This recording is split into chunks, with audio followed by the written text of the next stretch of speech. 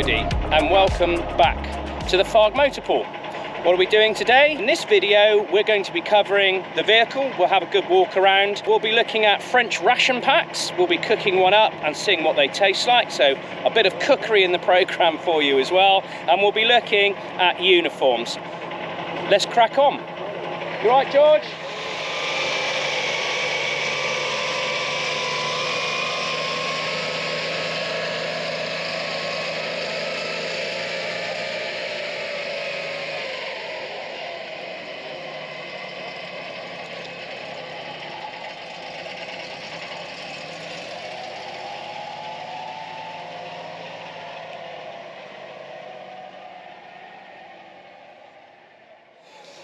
Hello and welcome to the inside of the ERC.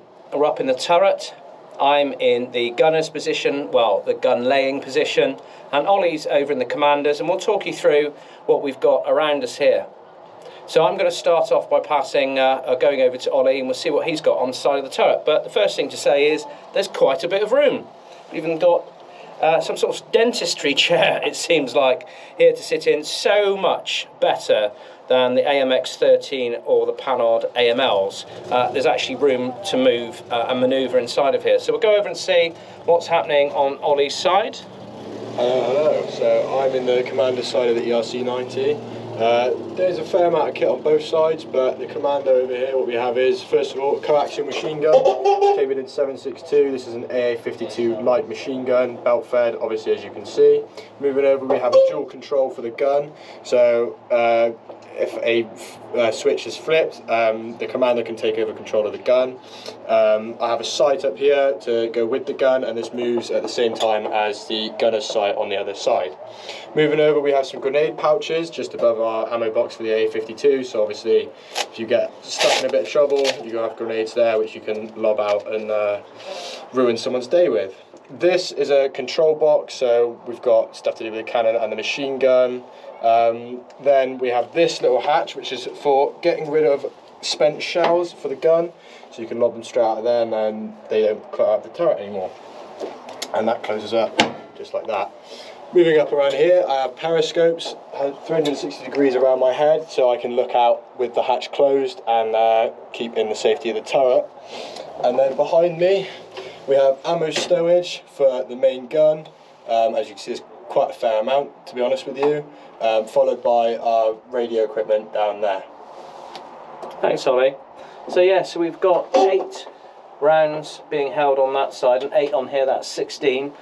They can be stowed in other parts of the basket a little bit further down. Here's actually the main gun here. You can see it's actually on an oblique. As it fires, the rounds are ejected out and go into this trough. So this is a hand fed, there's not an auto loader as we've got on, say, the AMX. Over here we have, this is extraction, air extraction for when the main gun fires. Over here was the laser, but that has to be taken out because that is actually an offensive weapon, so we're not actually allowed to own a French weapons laser, but this is where it would have been mounted. Over on my side, we've got the main sights, and we'll try and have a look through. It's a little bit difficult with this camera. Okay, are we going to align? There we go. It's looking like 5, 6 magnifications, really clear. And we obviously have the night sights over here. So by flipping this across and by electrifying the sights, we're able to turn this into the night sight, so we can see, and against the same magnification. I've also got in the gunner's position a number of what's described as episcopes. Also, this is the main control panel for the turret, turning on the motors, the guns, the extraction. Don't worry about this. This is something we've just put in temporarily for us to be able to fire the gun for the display we're in today.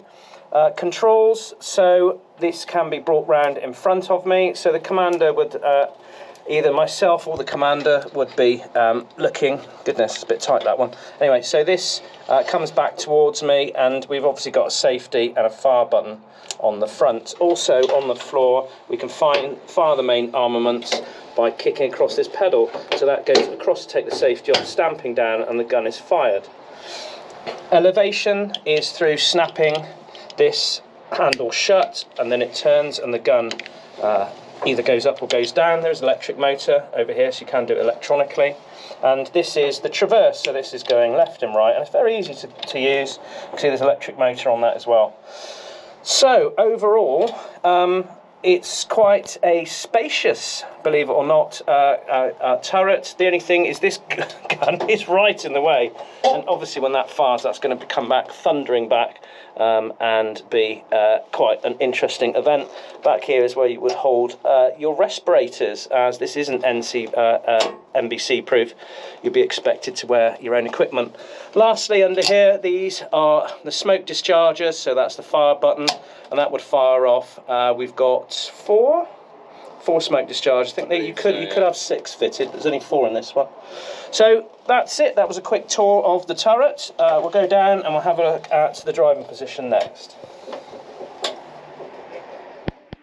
And welcome to the driving position of the ERC-90. What we've got ahead of us is our major optics, enabling us to look to the left and to the right and straight ahead.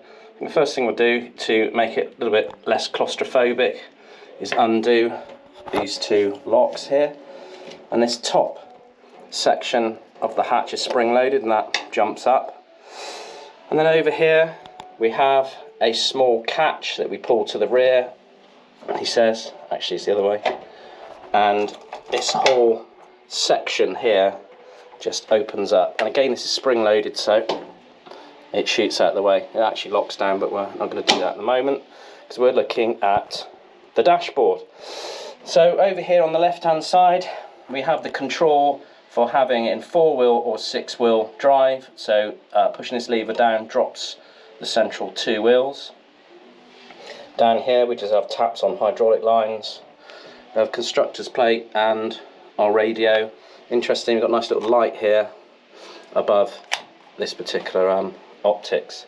Going back round, we look down on the floor. We've actually got 3 pedals. We've got accelerator, brake and clutch. I know I'm doing that with the wrong foot, I'm just showing you. Over here, this is where the secondary set of batteries would be in the later model, as well as the NBC, so it's all pretty clear, which gives me a nice great deal of room here. Up on the top here we've got, this is a throttle control, and down over here to the right, because this is an amphibious vehicle, this here is to open up a flap in the bottom of the hull to drain the water out. So it just rotates and clicks and opens up at the back. We'll go back round again. I'm going to go look down onto the other side. And down here, because this is a petrol engine, you've actually got a choke just here. We will need that in a second. Okay, so let's have a look at the dashboard. What have we got? Indications here on different things, if they're on or not.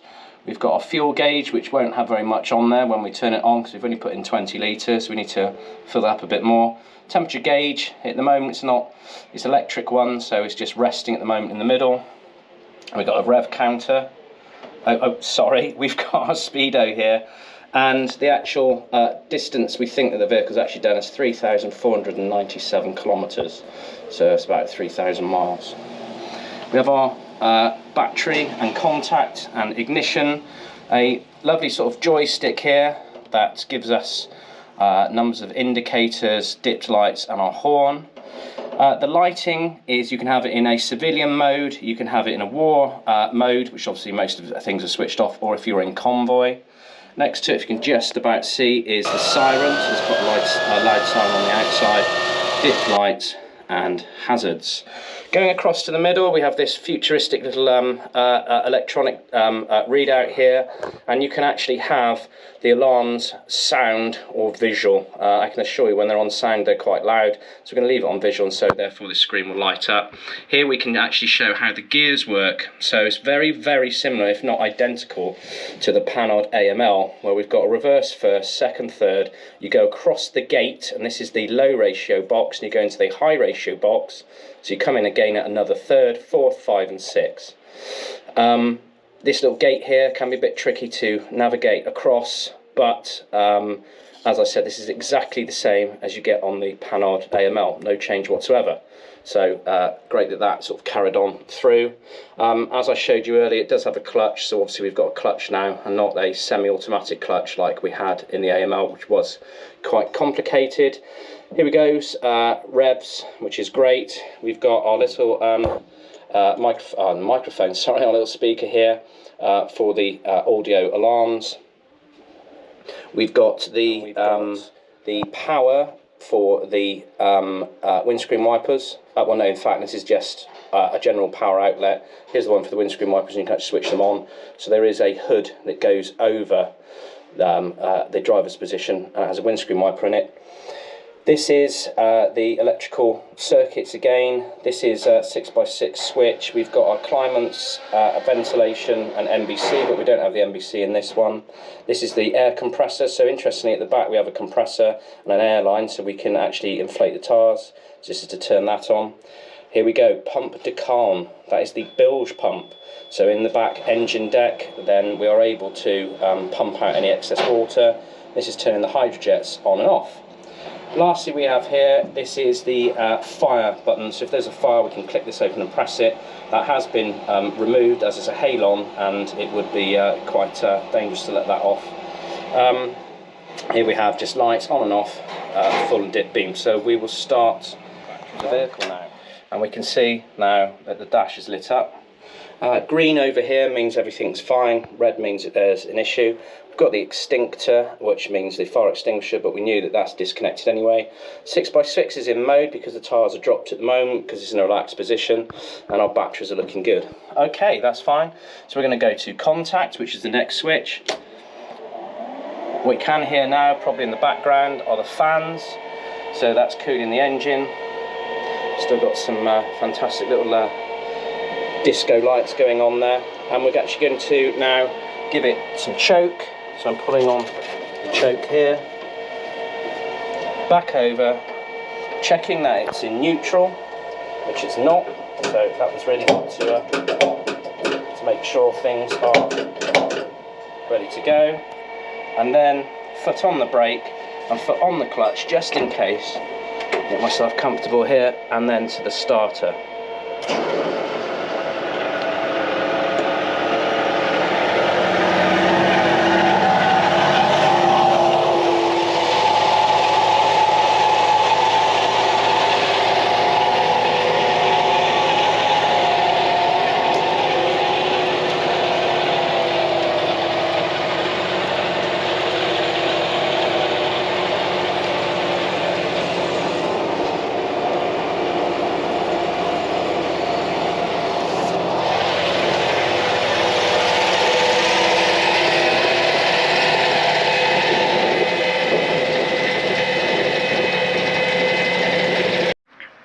We've got a break in the show, so this is that's the show we're at. So this is a great opportunity for us to be able to explore the delights of the cuisine of the French army. So what we're going to cook up is one of their ration packs. So if we have a look down here, so you can see that this is a ration, a heatable one.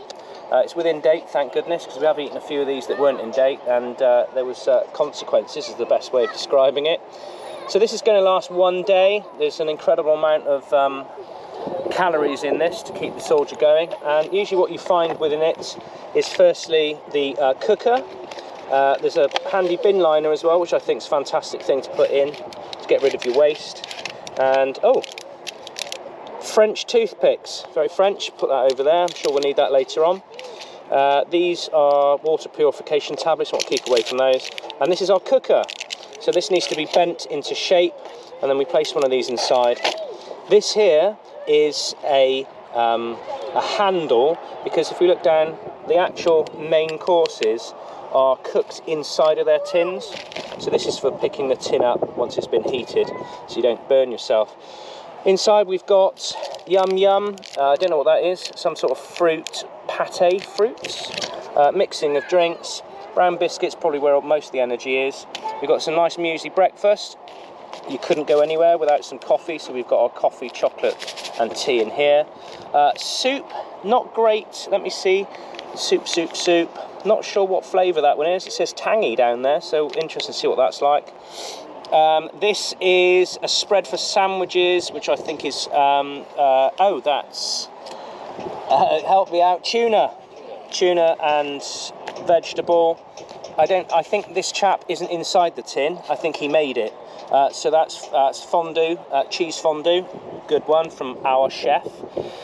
We've got sausages, yum yum yum, and that comes with rice and beans. And over here we've got, I believe this is pork, is it? I can't remember whether this, 1 second. Ready cooked dishes, salt pork and lentils. Oh, that actually sounds quite nice. More energy bars, apricot drink. And fantastically, to remind you that you are definitely in the French Army and in no other, then if I can get this thing open, you get a packet of matches with the Arc de Triomphe on one side and the Eiffel Tower on the other. Wonderful. So I'll introduce you to our chef today. This is George. He is our sous chef, our under chef, and he will be preparing the food for your delights. And he's also going to eat it as well. I'm not going to. He's going to eat it, and we'll find out what it tastes like. So let's crack on. Let's crack on, yeah? Yeah.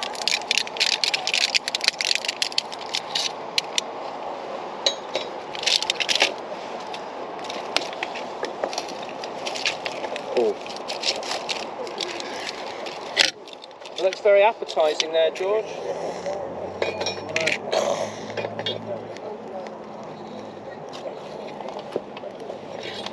Goodness gracious. Do you like, I've got to help with modern day technology, guys. Yeah, I'm getting fed up with the matches.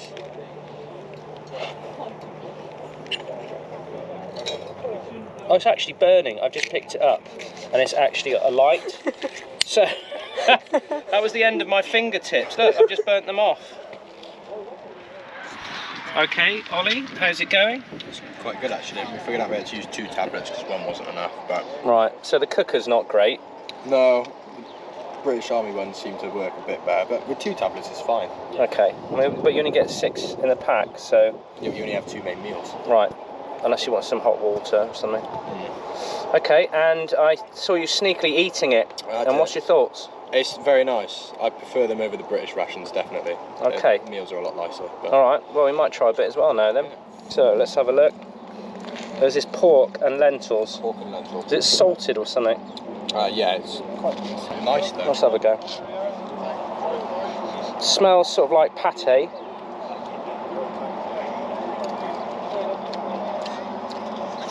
Oh, I am bad. It's hot though. Oh, that's quite nice. Well, that sounds surprised. So here we have our taste testers. What's your thoughts?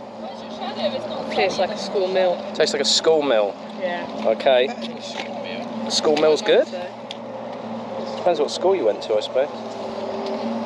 Here we go, the sous chef. What's his thoughts? That's actually really nice. That's really nice. I'm quite happy with that. Okay, so I think, what do you reckon? 9 out of 10 for the salted pork and lentils. I'm going in for a second. Yeah, well, I'm going in for more, so yeah, must be good. Next on the menu is sausages. We'll see what those come out like. Sausage and rice. What? Yeah. I saw you scraping that out. It must mean you like it. It's delicious. Surprisingly good for something that looks, Like cat food. yeah, I was going to say cat something. What have we got? What's this one? Sausage and rice by the looks of it. Are those the sausages in there? Yeah, I've got like kidney beans and stuff. Kidney beans and stuff. Is it? Yeah. It doesn't look so appetising as the other one. It still smells right though. Is it? What's the smell? Oh, it does smell nice actually. While we're waiting for our sous chef to cook up our sausages, we've got another taste test going on, and this is with the biscuit de campagne. Is that countryside biscuits? I'm sure someone will tell me I've translated that incorrectly. But let's give it a go. So these got chocolate in them, and we're going to have cheese on it. So we found the tin of cheese, which is a cheese from a chèvre, which is a goat. So goat, isn't it? Yeah. Yeah. So that's to be fun. Here we go. So we're going to send in our taste tester George. Oh my gosh. What does it smell like, George? Just like cheese, it's not Cheese? Let me have a smell. cheesy. Does it smell cheesy? Oh God, no. No, I'd be ill. Slightly processed, doesn't it? I think I'd be very ill. Off you go.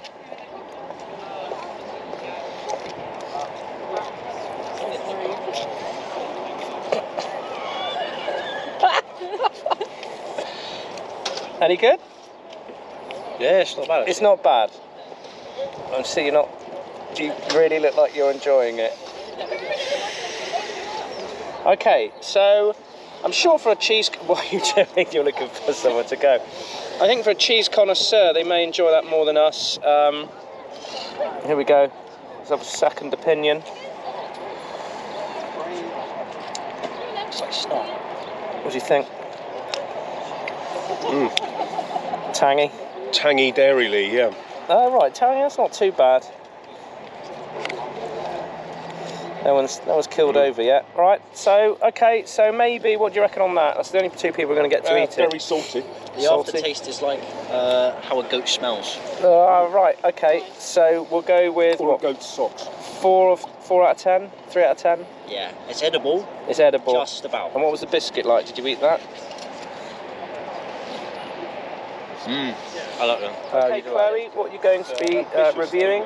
A Bedouin Fruit bar. fruit bar with a picture of a helmet with some fruit in it.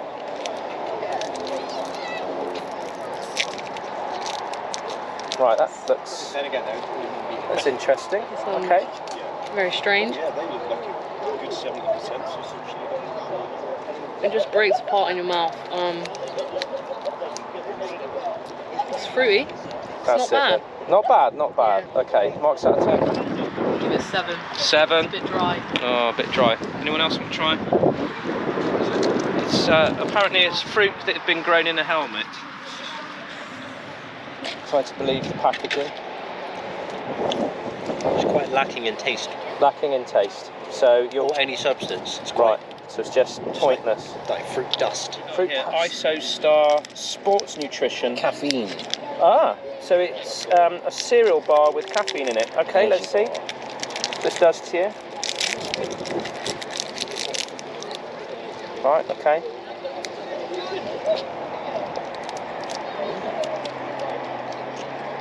Okay, is it? Sweet. Yeah, marks out of 10. 7 out of 10. 7 out of 10. Here we go then, Ollie.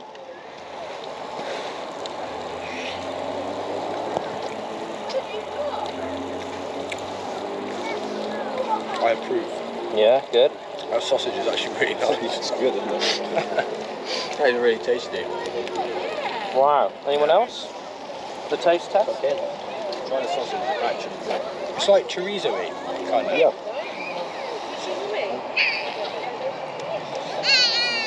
What about the heat of the food? Does it get really hot or it just...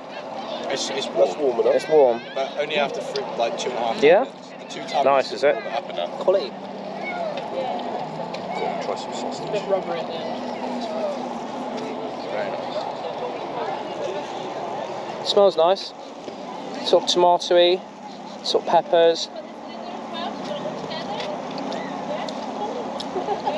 That sausage is high quality. Yeah. There's a lot of meat in that. There's no filler or fat, really, so much. Do you know what? I'd be happy with that. Yeah, So, what do we think? Marks out of 10? I say 9 out of 10. 9 out of 10. So, overall,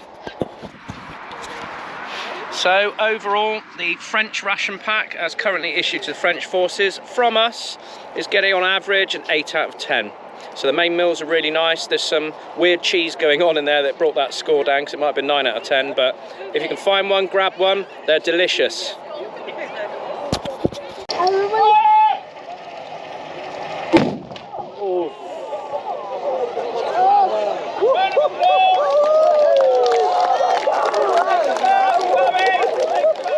There we go, another show wrapped. Been here for a few days now, so looking forward to getting back and the creature comforts back at home.